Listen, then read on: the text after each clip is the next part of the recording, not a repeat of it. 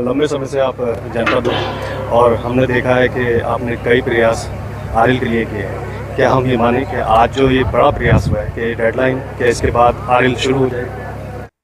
सबसे बड़ी जो मुश्किल थी अरिल में वो था चिन्हांकन। इसके पहले अरिल पे काम हुआ, लेकिन पूरी नदी को चिन्हांकन करके नदी को एस्टेब्लिश करना कि वो कहाँ से निकलती है और कहाँ गिरती है, ये एक बड़ा काम था। पीछे हमने जब मुरादाबाद मंडल का डिविजनल गजेटियर तैयार हो रहा था, उसमें एक बड़ी एक्सरसाइज की थी। फिर जनपद की पूरी टीम लगी, जिलाधिकारी के नेतृत्व में एसडीएम और उनकी टीम ने काम किया। एक बहुत बड़ा काम किया है कि 75% अरिल को चिन्हित कर लिया है, क्योंकि ये पूरी तरह से लुप्त हो गई थी नदी। और बाकी नदियों के कुछ न कुछ निशान हैं, अरिल के बहुत कम निशान बचे थे। और कई बार ऐसा होता था कि अरिल के ट्राइब्यूटरी नाले थे, उन नालों को भी अरिल समझ लिया जाता था, लोग अरिल के नाम से ही पुकारते थे।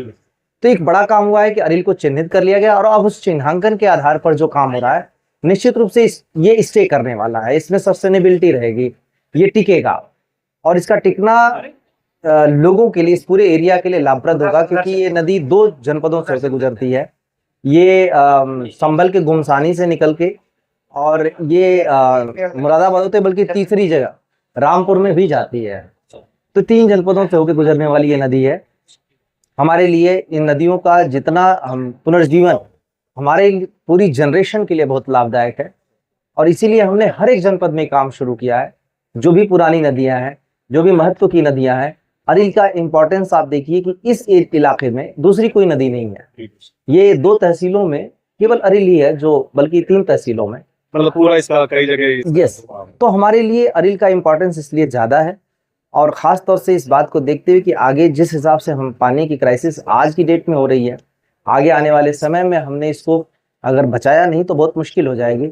माननीय प्रधानमंत्री जी, माननीय मुख्यमंत्री जी भी इस पे लगातार जोर देते रहे हैं। अभी बल्कि 2-3 दिन पहले मुख्यमंत्री जी का इसमें निर्देश भी आया कि सबको काम करना है, हर एक जनपद को।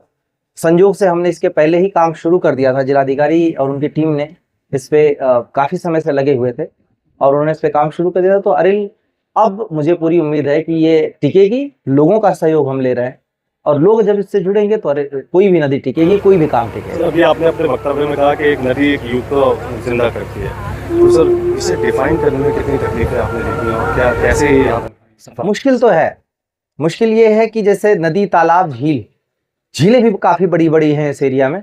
अब अगर उस पर कोई खेती करता है तो उसको लगता है कि यार इतनी तो खेती से हमें महरूम किया जा रहा है, या किसी ने घर बना लिया। जब प्रशासन जाता है तो उसको लगता है हमारा तो घर ही तोड़ रहे हैं, पर उनको ये नहीं समझ में आता है कि आपका घर 50 साल चलेगा। ये जो झील, तालाब, नदी है, ये जो माननीय सुप्रीम कोर्ट का आदेश है, माननीय हाई कोर्ट का आदेश है, और इसके आगे एक उसको सुरक्षित किया गया है, वो आपकी कई जनरेशन्स के लिए है। नदी रहेगी तो पानी की क्राइसिस, आप सोचिए आज हम वेस्ट वाटर डिस्पोजल के लिए जूझ रहे हैं कि जो लोगों का इस्तेमाल किया गया पानी किधर जाएगा। हम उस पानी की प्यूरिफिकेशन के लिए, उससे होने वाली बीमारियों से बचाव के लिए जूझ रहे हैं। दूसरी तरफ हम हमें स्वच्छ पानी मिल सके जिससे बीमारी ना हो, एटलीस्ट पीने से, उसके लिए भी हम जूझ रहे हैं। जितनी ज्यादा हम इन नदियों को पुनर्जीवित करते जाएंगे, ये जो सबसे बड़ी जीवन के लिए जो बेसिक चीजें हैं वो हमें मिलती जाए। तो ये नदी नहीं, एक तरीके से हम अपने लिए जीवन के लिए प्रयास कर रहे हैं। मुश्किलें आ रही हैं, मुश्किलें आएंगी भी।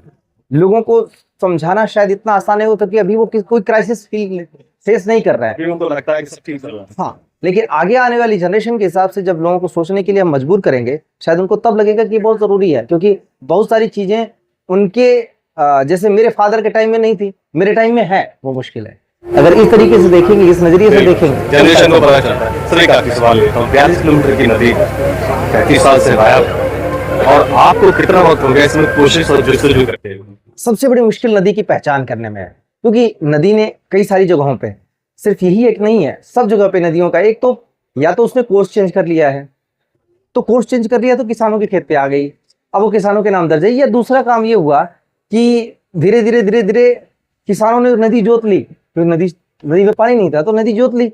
अब वो चकबंदी के बाद किसानों के नाम चली गई, या कहीं पे आवंटन हो गया, कई सारी जगहों पे पट्टे का आवंटन हो गया। तो ये बहुत जटिल प्रॉब्लम है, जिसको हम धीरे धीरे लोगों को कन्विंस करके अपनी कोर्ट्स के माध्यम से, एसडीएम्स के माध्यम से, एक लीडरशिप जो जब जिलाधिकारी देते हैं तो वो चीजें निकल के आती हैं। यहाँ पे उसी लीडरशिप से इस चीज को निकाला गया है। अब दूसरा जो काम होगा वो मुख्य विकास अधिकारी के नेतृत्व में होगा, जिस नदी को पुनर्जीवित करने। तो बहुत कठिन है, पर हमारे लिए बड़ा जरूरी है, और इसलिए पिछले 3 साल से इस पे प्रयास हो रहा है। 3 साल से मैं इस पे लगा हुआ हूँ। एक साल हमें लग गया चिन्हांकन में इस बात का कि हर एक जनपद में कितनी नदियां हैं। 1911 के गजेटियर से हमने शुरू किया था, आधार वर्ष खत्म होने से उसको मिलाया। अभी हम मुख्य नदियों को चिन्हित कर पाए, उनकी ट्रिब्यूटरीज को चिन्हित करना अभी बाकी है। कई सारे नाले इस जनपद में बहते हैं, बड़े बड़े, जो 3-3 जनपदों से होकर गुजरते हैं। उन नालों का चिन्हांकन अभी भी हम कर रहे हैं। एक लंबा प्रोसेस है, एक थोड़ा सा टीडियस प्रोसेस है, पर हम इसको कर लेंगे, पूरा विश्वास है। हमसे बात करने के लिए थैंक यू।